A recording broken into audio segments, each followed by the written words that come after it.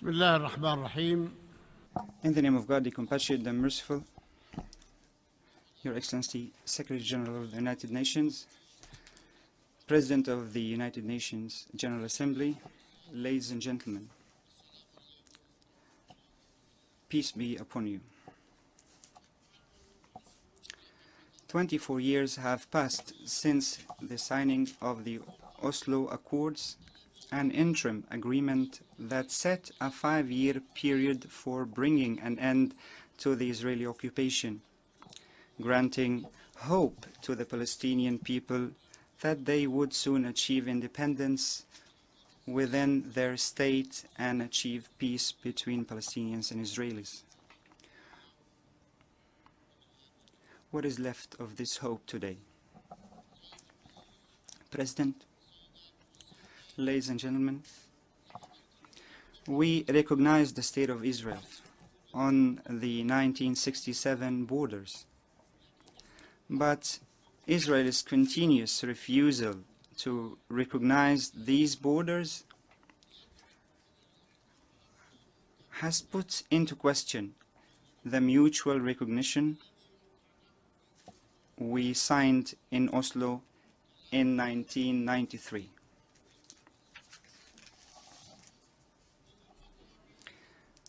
Since my speech before your august assembly last year, when I appealed for 2017 to be the year for ending the Israeli occupation of the territory of the State of Palestine,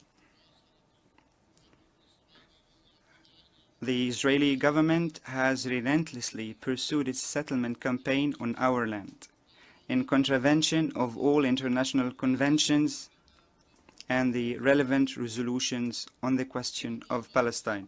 It has also persisted with its flagrant disregard for the two-state solution, resorting to procrastination policies and tactics and devising pretexts to evade its responsibility to end its occupation of the territory of the State of Palestine.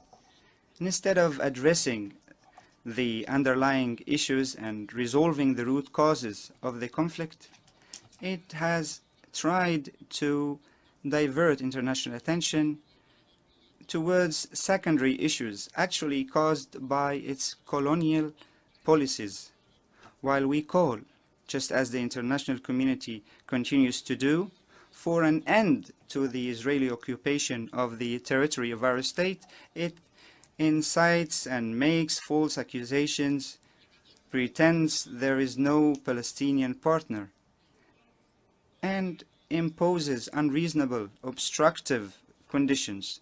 Israel is well aware, as you are all, that its occupation breeds incitement and violence. And this military occupation by Israel of our land has now lasted for over half a century. 10 years ago, we agreed together to establish a tripartite committee comprising the United States, Palestine and Israel in order to address the issue of incitement, and that the decision lies with the United States. And this committee has worked for some time, but then it was cancelled, and since then we have been calling for the revival of this committee to no avail. So who is doing the incitement now? Who is now trying to maintain incitement? What is strange? It is thus very strange to hear some of those who hold the responsibility to end this occupation referring to it as a half occupation or an alleged occupation. So what do you mean by alleged occupation? For 50 years we have been languishing under the yoke of occupation, and now somebody who is responsible is saying that this is an alleged occupation. I believe this is not fair and incorrect and unacceptable. The continuation of this occupation is an affront to Israel and the international community. The United Nations bears a legal, political, moral, and humanitarian obligation to end this occupation and enable the Palestinian people to live in freedom and prosperity in their independent state of Palestine, with East Jerusalem, the occupied East Jerusalem, as its capital, on the 4th of June 1967 borders. This is your responsibility. This is the responsibility of the international community, beyond any doubt. Draining the quagmire of colonial occupation of our land and ending its unjust, oppressive, and illegal practices against our people would have a great bearing to fight terrorism and deprive terrorist groups of one of the key rallying cries they exploit to promote their obscurantist ideas. Therefore, we reiterate that ending the Israeli occupation of our land is of urgency, and it is needed to supplement the efforts that we are all undertaking to confront such groups. We Palestinians are against internal and international organizations, regardless of its nature, its source, or its character. We are standing against international terrorism, and we are fighting it. President, ladies and gentlemen,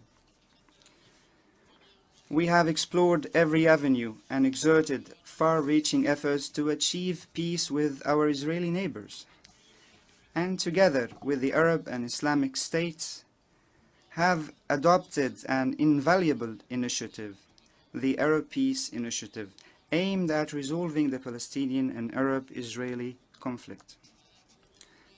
According to this initiative, upon Israel's withdrawal from the Palestinian and Arab territories occupied since 1967, namely Golan and Lebanese farms occupied in 1967, the Arab and Islamic states would recognize Israel and normalize relations with it. So what was the response of Israel to this initiative? 57 Arab and Islamic states said they are ready, that if Israel withdraws from those territories occupied in 1967, all these states will immediately recognize Israel and normalize relation with it. And Israel is not interested. There was also the Quartet roadmap in 2003 put forward by the Quartet for Peace, endorsed by the Security Council and accepted by Palestine. It was also rejected by the Israeli government. So Israel is above the law. And to break this stalemate in the peace process and to ensure success for peace efforts, there came the French initiative, aimed at salvaging the peace process and the two-state solution, led to holding the Paris conference earlier this year, which was attended by 70 states. 70 states, I repeat, and 4 international organizations. All these efforts were met with the rejection and boycotting by Israel. Furthermore, President Vladimir Putin of Russia and President Xi Jinping of China have launched initiatives for peace.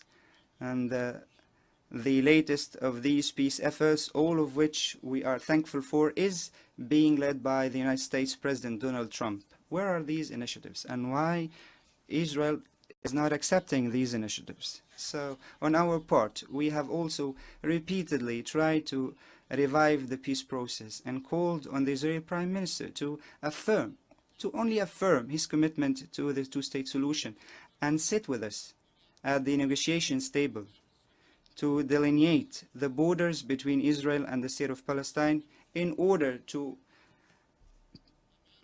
open a path for meaningful negotiations to resolve all other final status issues. Sitting together, resolving the issue of borders, and then discuss other matters. Unfortunately, it was rejected by the Prime Minister. We continue our genuine efforts for success of the peace process. And despite these efforts, Israel continues to breach its commitments and to obstruct efforts by continuing to build settlements everywhere, building settlements everywhere. There is no place left for the state of Palestine, and this is not acceptable for us and for you. You have the responsibility. Israel also rejects the two-state solution, and this poses a real threat to both peoples, the Israelis and the Palestinians alike. And this compels us to undertake a comprehensive strategic review of the entire process. Ladies and gentlemen, commitment to peace should be from one side. A commitment by one side to peace is never enough to achieve peace. We have warned in the past and continue to warn of Israeli policies. Either we are free or not free. We have warned in the past and continue to warn of Israeli policies aimed at entrenching the occupation and colonial facts on the ground in East Jerusalem. We said that these policies fuel religious animosity that could lead to a religious conflict. We have called on the Israeli government to uphold the historic and legal status quo of the holy sites in the city. However, the Israeli government, since its occupation of East Jerusalem in 1967,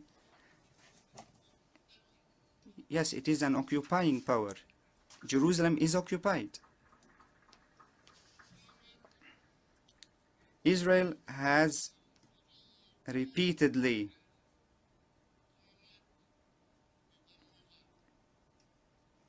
annexed Jerusalem by a unilateral decision. Israel just decided to annex Golan, and it did so. We rejected that at that time, and we still reject it today, alongside the whole international community, including the Security Council. There have been many resolutions adopted by the Security Council, the highest authority in the world, stating that this annexation process is illegal. To whom should we go? The resolution of the Security Council and those of the General Assembly are not implemented, so to whom should we go? We're not going towards terrorism or violence. Jerusalem is an occupied city, and Israel's decisions and practices there are null and void. Null and void and illegal in their entirety. The same applies to all Israeli settlements in East Jerusalem and the rest of the occupied Palestinian territory. It is an occupied territory. Israel's attempts to change the historic status quo in Al-Quds, and in particular vis-à-vis the status and integrity of Al-Aqsa Mosque, can only be described as playing with fire and an infringement upon our responsibilities as well as those of brotherly Jordan. Both of us are responsible for this city. We caution the Israeli government of the implications of such an aggression, and we hold it fully responsible for the consequences. Don't ever try to go towards a religious war. It is really dangerous for you and for us. We don't want it. Our conflict is political. Let it remain political. Stay away from religious issues. President, ladies and gentlemen, despite this ongoing occupation and its oppressive policies and practices, we have been able to build the institutions of our state competently, which has been recognized by a majority of member states of this organization. 138 states among you, the majority of their membership. I seize this opportunity once again to thank all these countries that have recognized the state of Palestine and that have voted for upgrading the status of the state of Palestine at the United Nations. By doing so, you are redressing a part of the historical injustice afflicted our people and endured by our people. This also supports the objective of peace between the Israelis and the Palestinians in the Middle East and across the world at large.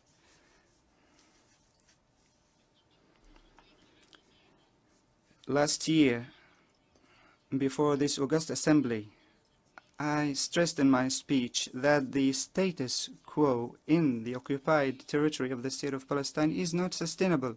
However, as the situation has only deteriorated due to Israel's insistence on pursuing its occupation, aggressive policies, and endless violations of international law, we must once again, if this is the case, call on Israel as the occupying power to fully respect and uphold all its obligations stemming from this occupation, and also bear the consequences. We cannot continue to be an authority without any authority. We cannot remain an authority without any authority, or to allow this occupation to continue without cost. We are fast approaching this point. If they don't want the two-state solution and they don't want peace, let them bear their responsibilities and the consequences of these responsibilities, because we're not going to bear any responsibilities. In this case, the two-state solution today is in jeopardy. We cannot, as Palestinians, stand still in the face of this threat targeting our national, political, and social existence on our land, and endangers regional and international peace and security. We will have to take steps or look for alternatives to preserve our national existence, and at the same time to keep open the prospects for peace and security. However, all the options that we are seeking will be peaceful. Peaceful, peaceful. In such a situation, it is our right to search for alternatives that preserve our rights and protect our land and our people from an entrenching system of apartheid that came to an end in South Africa a long time ago, but it still exists in Palestine. Is this acceptable? Can the world accept an apartheid regime in the 21st century in Palestine? Why? It is there. On the other hand, We have called on the International Criminal Court. This is our right. If nobody wants to listen to us, then let us seek all avenues. So we have called on the International Criminal Court to open an investigation and to prosecute Israeli officials for their involvement in settlement activities and aggressions against our people. And we will continue to pursue our accessions to international conventions, protocols, and organizations, as Palestine has acquired observer status in accordance with United Nations General Assembly Resolution 67/19 of 2012. I will call for convening of the Palestinian National Council in the near future to operationalize this strategic review. President, ladies and gentlemen, we as Palestinians and Arab and the whole world have the choice of the international law and the two-state solution on the borders of 1967, and we will grant every chance for the efforts being undertaken by President Donald Trump and the quartet and the international community at large to achieve a historic agreement or deal. We have heard that they are seeking a historic deal, and we would like to thank them. We hope that this will take place. So we stress the two-state solution, enabling the state of Palestine to live side by side with the state of Israel in security and peace. But if the two-state solution were to be destroyed due to the creation of a one-state reality with two systems, apartheid, from the unchecked imposition of this occupation that is rejected by our people and the international community, this would be a failure, and neither you nor we will have any other choice but to continue the struggle and demand full equal rights for all inhabitants of historic Palestine. This is not a threat, but we are warning of the realities and the consequences as a result of ongoing Israeli policies that are gravely undermining the two-state solution. What do they want? Let them talk about other issues, but our choice will remain the two-state solution. Our problem, ladies and gentlemen, is with the Israeli colonial occupation and not with Judaism as a religion. Judaism, for us Palestinians, Christians and Muslims, will never be considered a threat. It is an Abrahamic religion like Islam and Christianity. God Almighty says in the Quran, in the name of God, the Compassionate, the Merciful, we do not distinguish between His messengers. So all messengers are equal. Muhammad, Jesus, and others.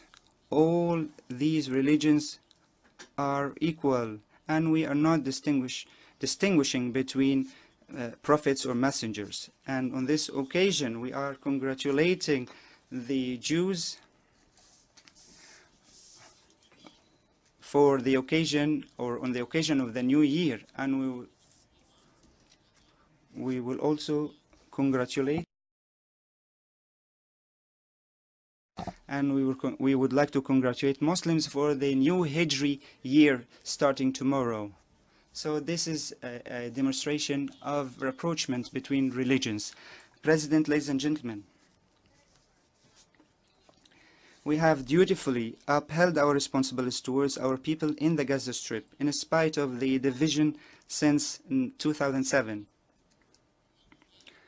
Since then, we have provided all forms of support on our own to our people in Gaza, who are gravely suffering from the cruel Israeli blockade.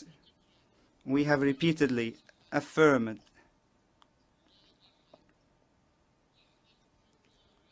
that no one is more conscious about the interests of our people in Gaza Strip. We are keen on achieving the interests of people in Gaza.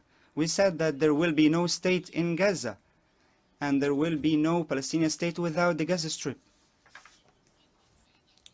A state in Gaza, this is a false dream, and our state will only complete with the Gaza Strip. And today I must express my relief at the agreement reached in Cairo as a result of Egyptian efforts.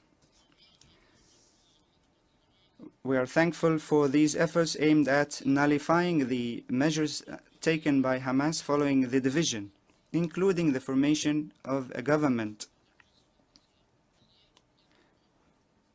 Now the government has been cancelled, and now there's commitment to the national unity or national consensus government to enable it exercise its authority in Gaza Strip and to allow for general elections to be held. This agreement has been reached and we are satisfied with this agreement. And next week our government is going to the Gaza Strip to assume its responsibilities. We wish the government all success. President, ladies and gentlemen, also in my speech before this assembly last year, I appealed to the British government, the government of Great Britain, to rectify the grave injustice it inflicted upon the Palestinian people when it issued the Balfour Declaration in 1917, promising Jews a national homeland in Palestine. Despite the fact that Palestine was inhabited by the Palestinian people,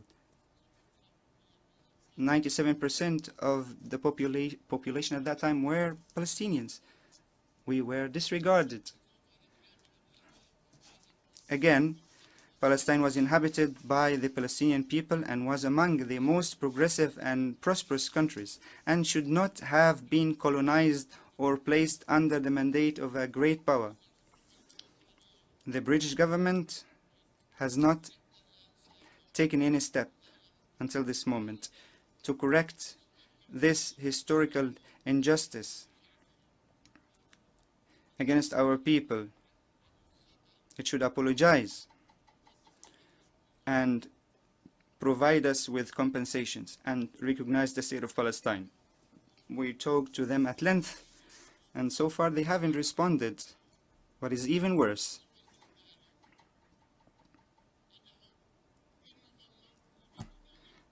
that in November they want to celebrate the 100th anniversary of this crime against our people. The silence of the international community as to the Israeli aggressive policies has emboldened Israel to continue such policies. Let me remind you that Israel has violated international resolutions since its establishment. It has violated the United Nations Charter and continues to do so, as well as resolutions 181, 194, 242, dividing Palestine. And it said through Articles 42, it says that those who conduct aggression against the land of others will be defeated by force. Israel has taken a larger part of our territory, and it was not deterred by the United Nations. There is also Resolution 194, providing for the return of refugees at that time. However, the United Nations has not adopted any resolution. And there is also another resolution calling for withdrawal, Resolution 338, and Resolution 2334 of the Security Council last year. So where is this resolution? If the United Nations cannot implement its resolutions, who would implement these resolutions? Israel doesn't want to. Israel is above the law. Is it above the law? Ladies and gentlemen, there is double standard in dealing with countries. This is your responsibility. President, to salvage the peace process and the two-state solution, I urge this organization and your honorable states to do the following. First, actively pursue efforts to bring an end to the Israeli occupation of the state of Palestine within a set time frame. Let's say within this time frame the occupation will come to an end. It is no longer enough to issue generic statements calling for the end of occupation and the achievement of peace without a deadline.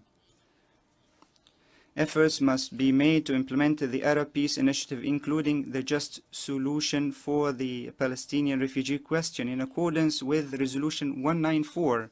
The Arab Initiative was great in addressing the issue of refugees when mentioning a just and agreed upon solution, not imposed upon a certain party in accordance with Resolution 194. Where is the mistake?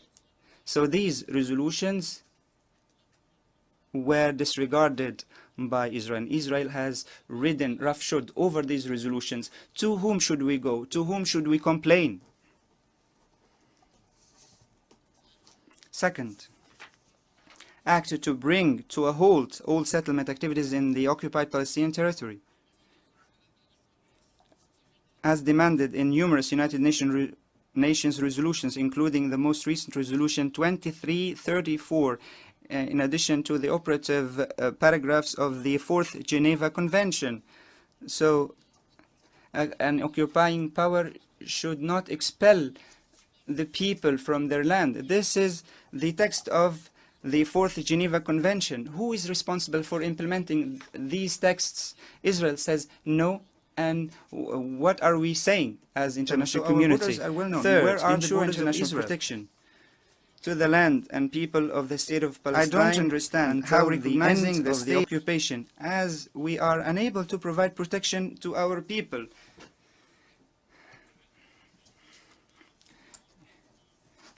Given all the forces, the arms that we are facing every day, who would protect us if you don't?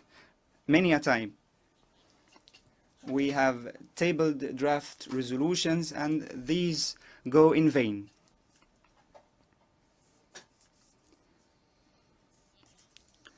Fourth, demand that Israel endorses and commit to the borders of 1967 as the basis for the two-state solution, and set such borders in line with international resolutions.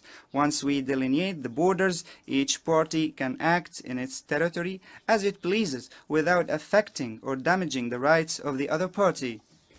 Now Israel builds wherever it wishes, demolishing houses every day. Even schools are being demolished, hospitals. Nobody raises an eyebrow. Now, fifth, I must ask you, all the member states of the United Nations, those who have recognized Israel,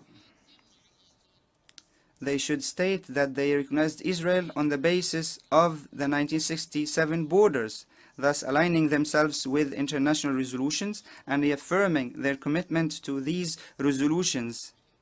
Even those recognized Israel on the basis of 181 resolution. 181 was violated. Allow me to ask a question. Where are the borders of Israel that you are recognizing? Where are these borders?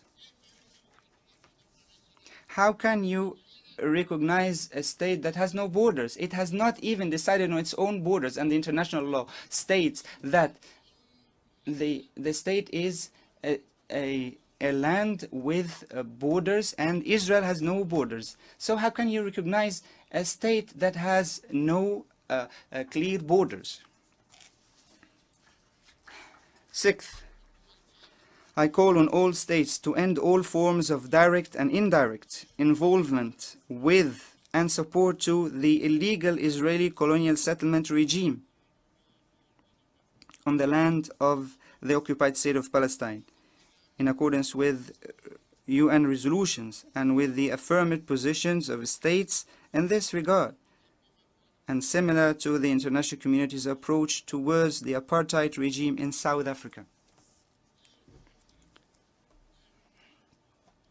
We should not deal with settlements. We should not condone settlements. The blacklist of countries who are dealing illegally with Israeli settlements should be exposed and revealed. 7. I urge those states that have not recognized the state of Palestine yet to do so. I don't understand how recognizing the state of Palestine on the borders of 1967, there could be minor amendments between the two parties, but the foundation or the basis is 1967. So our borders are well known. Where are the borders of Israel?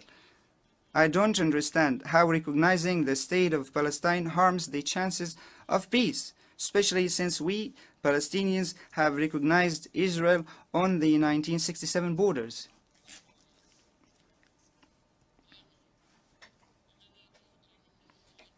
Eighth, we look to the Security Council to approve our application for full membership of the State of Palestine to the United Nations. What do we lack? What is there that is missing? Every day we prove that we are eligible for such status. All those who support the two-state solution should recognize the two states, not one state. Palestine and Israel. If you recognize Israel, you should recognize Palestine.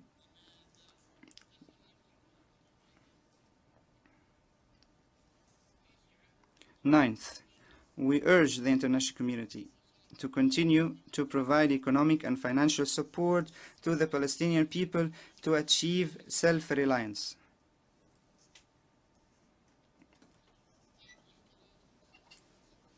If the occupation comes to an end, we will tell you thank you. We will be self-reliant. Unfortunately, because there is occupation, we can only seek assistance, and we are grateful to you because you are rendering such assistance. Help us to get rid of occupation, and we would thank you for your help. We also urge you to continue providing support to the United Nations Relief and Works Agency for the Palestinian refugees in the Near East, UNRWA, in order for it to continue rendering humanitarian assistance. In this respect, we are warning that there are attempts to eliminate item 7 on the agenda of the Human Rights Council, or to change the mandate of UNRWA. And also there are efforts to obstruct the issuance of the list of companies operating in Israeli settlements. This is a blacklist. Why should we hide this list? It is similar to terrorism. Everybody should see this list to know who violates international law and who respects such law.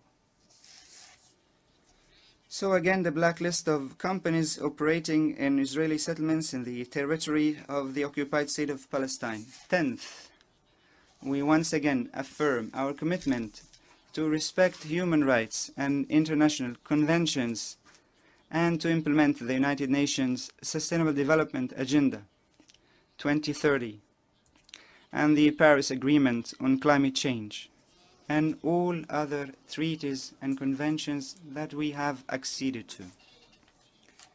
Anything that we have acceded to or adopted, we respect it, and we go side by side with the international community. We are part of this international community. President, the State of Palestine will reflect on these imperatives in draft resolutions as appropriate to be presented to the United Nations General Assembly. we call upon you, all of you, to vote in favor of these resolutions, with the clear aim of preserving the two-state solution and salvaging and promoting the chances for achieving peace, and to achieve prosperity for the Israelis and Palestinians alike, and the peoples of the region at large. In closing, allow me, ladies and gentlemen,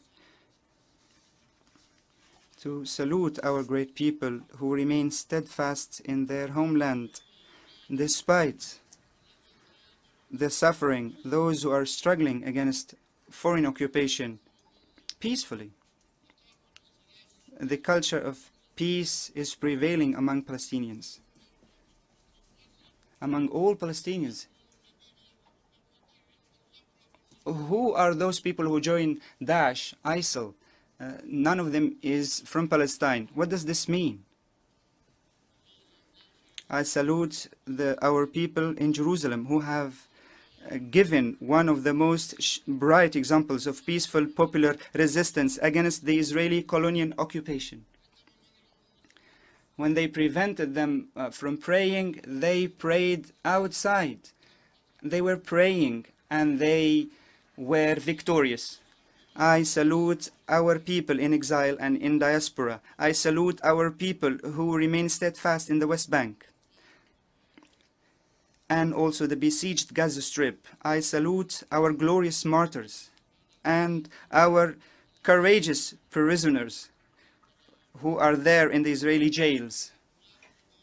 I tell them all that freedom is coming. It is inevitable. It will come. And that occupation shall come to an end.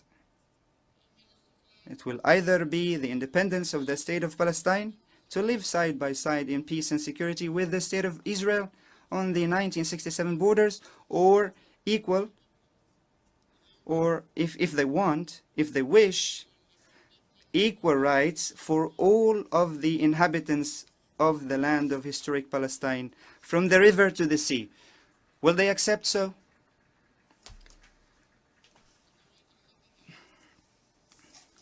When South Africa was liberated from the Apartheid regime, Nelson Mandela said, "I am grateful to the whole world and the United Nations that have contributed to and supported the end of apartheid in South Africa." And it so happened.